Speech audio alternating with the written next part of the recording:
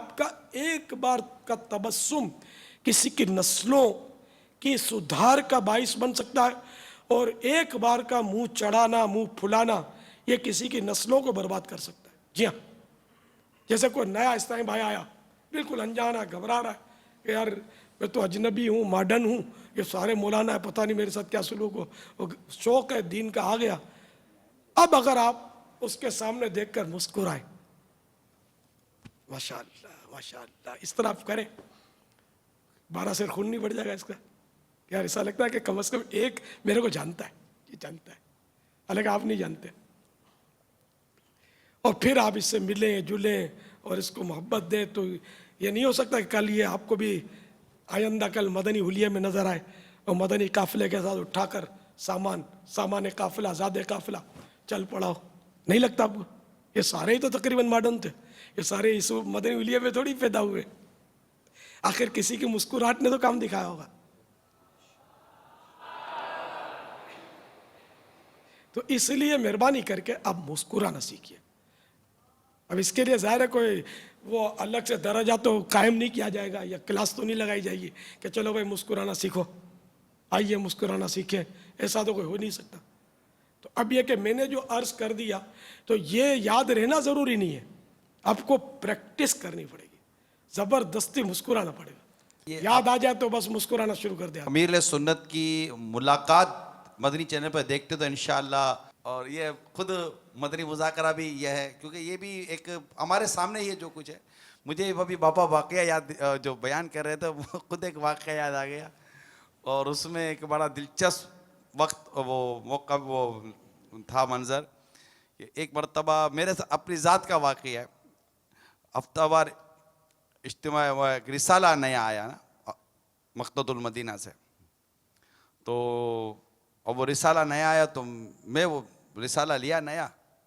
اور لے کر سیدھا پہنچا میں باپا کے پاس نا، تو بابا یہ نیا رسالہ آیا نا؟ ہاں، اب جیسے نیا رسالہ آتا ہے نا، ہاں، ارے واہ ارے واہ، اب یوں کر کے کرتا میں تو اپنا تو 12 دن گھٹ پڑا تھا کہ اپنے رسالہ لے کر پہنچے، پہلی دفعہ بابا نے ہمارے یہاں سے رسالہ دیکھا، ابھی ارے یہاں کر رہے تھے، اس میں میری نظر ٹیبل پہ پڑے رسالے پہ پڑ گئی، یہ رسالہ میرے لانے سے پہلے باپا تک پہنچ چکا تھا۔ اب یہ بھی مسکرائے، میں بھی دیکھتا رہ گیا کہ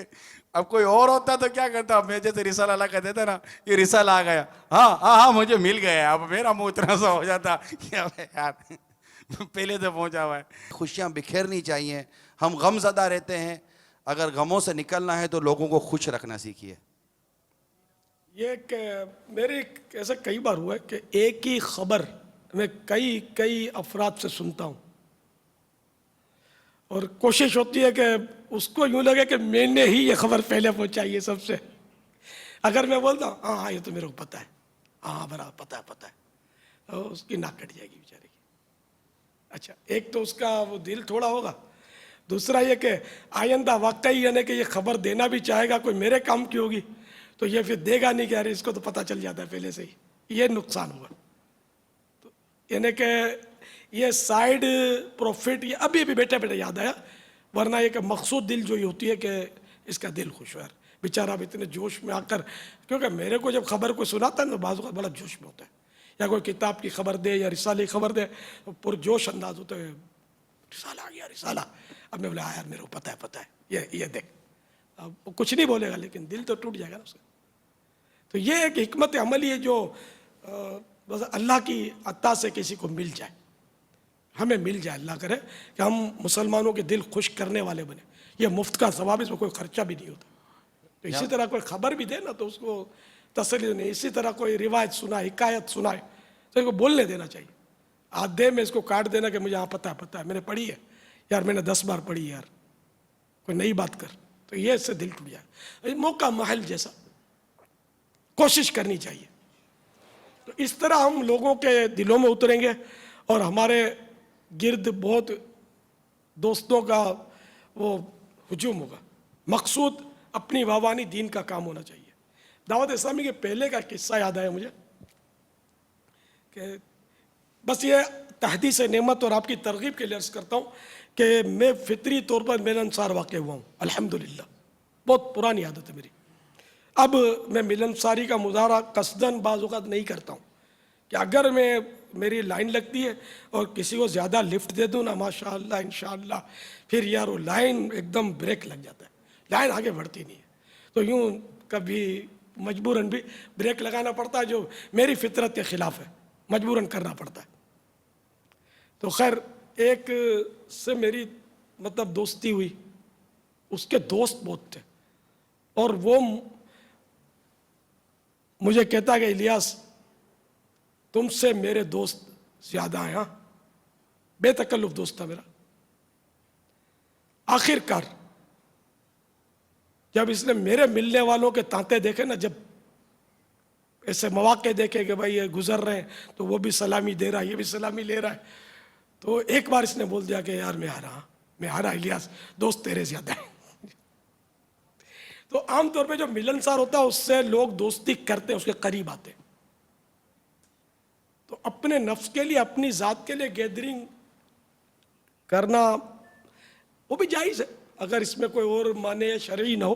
لیکن یہ کہ ہمیں گیدرنگ اس لیے کرنی ہے کہ اللہ تبارک و تعالیٰ کے دین کا ہم پیغام دیں, نیکی کی دعوت عام کریں. تو یوں اگر میں کہوں تو شاید مبالغہ نہ بھی ہو کہ اللہ تعالیٰ نے ملنساری عطا فرمائی, ایک سبب دیا, اصل کارساز وہی ہے, کام وہی بناتا ہے, اپنا کوئی کمال نہیں. یہ اس کا کرم ہے کہ ملنساری دی تو 4 دوست میرے پاس جمع ہو گئے, 4 دوست جمع ہوئے تو دین کے کام میں کچھ نہ کچھ مدد ملنی شروع ہوئی, اور یہی آخر کار دعوت اسلامی میں کنورٹ ہو کر, منتقل ہو کر, تبدیل ہو کر آج الحمدللہ عالمگیر تحریک کی صورت اختیار کر گئی. اب دیکھیے ملنساری کتنی اہم ہے. صلو علی الحبیب صلی اللہ تعالی علی محمد. مجھے اپنی اور ساری دنیا کے لوگوں کی اصلاح کی کوشش کرنی ہے.